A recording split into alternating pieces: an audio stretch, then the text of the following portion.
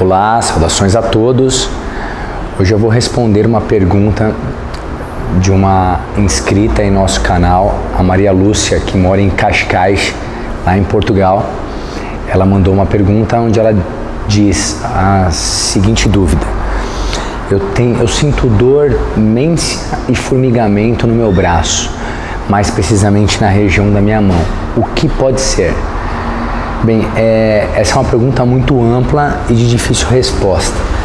Nós não tem como precisar a origem e a causa desse formigamento, dessa dormência, sem uma avaliação prévia do paciente, onde nós precisamos de muitos detalhes numa anamnese, colhendo toda a história dele, início dos sintomas, se teve alguma causa aparente ou não, se houve variação nesses sintomas desde o início, o local de início dos sintomas, se hoje ele continua na mesma localização ou se ele aumentou a área no local dos sintomas, enfim, se esse sintoma ele é contínuo, se ele é intermitente, se ele é de origem somática ou radicular, enfim,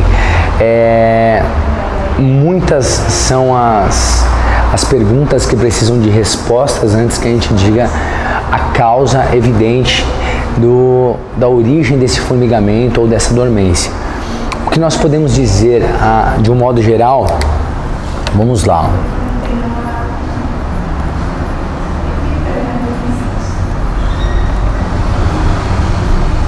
Formigamento, dormência nos membros superiores. Nós podemos ter uma causa nesses pacientes, uma causa que pode ser tanto vascular, ou seja, posturas, posições, problemas inúmeros vasculares, eles podem causar uma certa sensação de formigamento no membro superior, tá? Esses formigamentos eles podem ser de causas intermitentes, compressivas. Então vamos supor, a pessoa dormiu sob o braço, que acabou pressionando um pouco mais a irrigação sanguínea nesse membro, seu retorno venoso, o que acabou gerando o sintoma de formigamento no membro superior, ou alguns outros problemas vasculares de maior gravidade que também podem levar a um formigamento do membro superior. A causa também pode ser de origem, que nós falamos de origem cervical. Então, na região cervical é de onde emergem todas as raízes nervosas que inervam o membro superior. No caso, nós poderíamos dizer na região do ombro, região de C4, lateral do braço, C5, C6, C7, C8, T1. Então, ou seja, a coluna cervical, ela pode ser a fonte, ou seja, a origem dos sintomas de formigamento ou dormência e aparestesia para o membro superior, ok? Então é importante um exame detalhado da coluna cervical para ver indícios de origem de problemas de disfunções cervicais que podem estar ocasionando esses sintomas de formigamento para o membro superior, ok? Então nós temos uma origem também que não é local, mas ela se encontra à distância, na região cervical, que causa dor à distância ou parestesia, formigamento para o membro superior. Nós também temos os problemas locais, então a compressão de nervos específicos, então como nervo radial, nervo ulnar ou nervo mediano. Nesse caso, as compressões desse nervo, todas as compressões que têm uma origem radicular, ou seja, de raízes nervosas, de suas extremidades, esses pacientes podem ter a sensação lá do choque elétrico. Como, por exemplo, quando a gente bate uma pontinha do cotovelo no trajeto do nervo ulnar e tem aquela irradiação, aquele choque que percorre, mas tudo isso existe uma área específica do membro, né? Como a gente pode determinar nesse esqueminha corporal, vamos dizer aqui.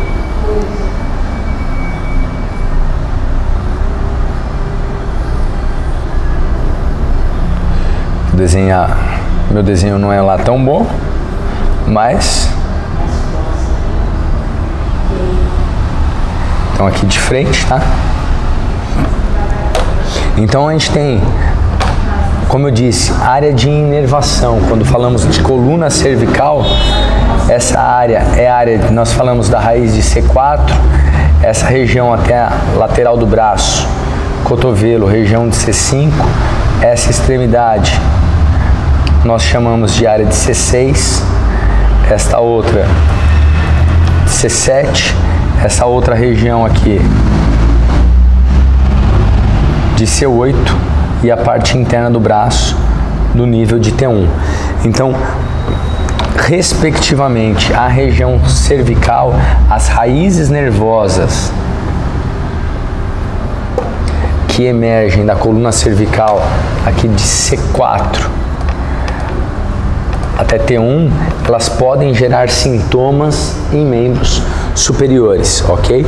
Já quando a gente fala das compressões locais, que são as compressões dos nervos propriamente ditos, então, no caso, o nervo mediano, quando a gente pega, nós temos a área de inervação, então, região de polegar,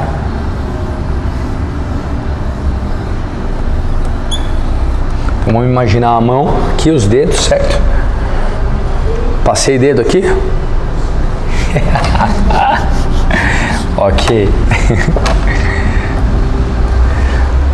Então, quando a gente fala de área de inervação dos dedos da mão e falando de compressões locais, a gente sabe se esse aqui é a palma da mão, vamos imaginar que essa é a palma da mão.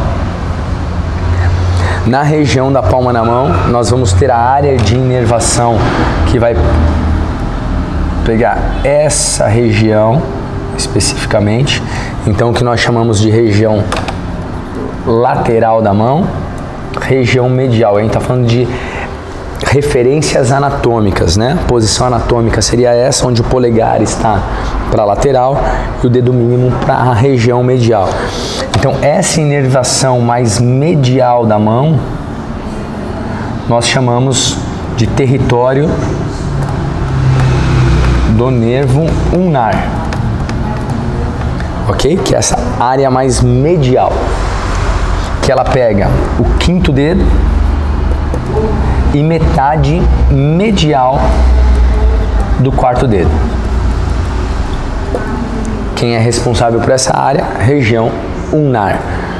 Quando a gente fala da região lateral, que pega toda a região tenar, região da metade lateral do quarto dedo, terceiro dedo e segundo dedo, aqui nós temos o nervo mediano. Ou seja, formigamentos, dormências nessas regiões especificamente podem estar relacionadas com o trajeto de uma compressão que pode ser local na região do túnel do carpo, causando sintomas nessa região, que vai da região do primeiro à metade medial do quarto dedo. E quando aí nós falamos da região do dorso da mão, então se eu colocasse o mesmo desenho ali, só que agora a gente está falando do dorso da mão, que é a parte de cima da mão, então aqui é a região das unhas, ó. Toda essa região do dorso da mão, nós temos uma inervação, tirando ali as pontinhas dos dedos, né? E a metade, que esse aqui também é nervo, né? Nós temos aqui a região do território do nervo radial. Radial, então, ele inerva, ele é responsável pela inervação do dorso da mão. Ou seja, a trajetória e a área dos sintomas do paciente, ele pode levar a gente a ter indícios da área cometida. Para isso, o profissional, o fisioterapeuta, ele vai ter que fazer todo um exame detalhado desse paciente, com a coleta da história, um exame detalhado da coluna cervical e todo o seu trajeto em membro superior, em áreas de possíveis compressões que esse paciente pode apresentar, não só focais na região cervical, mas também na região cubital, região do punho, túnel de Guion, túnel do carpo, enfim, para saber as possíveis áreas e causas desses sintomas. O tratamento, Maria Lúcia, ele também vai variar de acordo com o diagnóstico, de acordo com a área compressiva, a causa dos sintomas desse paciente. Ou seja, se esse paciente ele tem uma origem, uma causa mais superior a nível cervical, eu preciso entrar com uma abordagem específica para a coluna cervical para restabelecer, ou seja, minimizar as causas compressivas que estão gerando sintomas para esse paciente. As causas também podem ser musculares, né? Como a gente tem lá a síndrome do desfiladeiro torácico. A síndrome do desfiladeiro torácico também é uma outra causa, onde nós temos lá os locais de passagem do nervo, onde ele pode ter compressões tanto musculares, né, pelos escalenos, pelo peitoral menor, assim como causas compressivas, onde para a passagem da primeira costela, gerando também sintomas para membro superior do paciente. Tá? Então, o que eu aconselho você, Maria Lúcia, é procurar um profissional na área para que possa realizar um exame detalhado do seu quadro e assim ele encontrar a possível causa do formigamento ou da dormência que você apresenta, tá? Não dá pra gente seguir uma receita pronta e dar um tratamento, sendo que eu tenho várias causas e origens aonde eu tenho que acertar no alvo. Não adianta eu realizar procedimentos que não têm especificidade ou que não vão mudar os seus sintomas. Tudo bem? Então, eu resolvi gravar esse vídeo para você exatamente para mostrar não só para você, como a dúvida de muitas outras pessoas.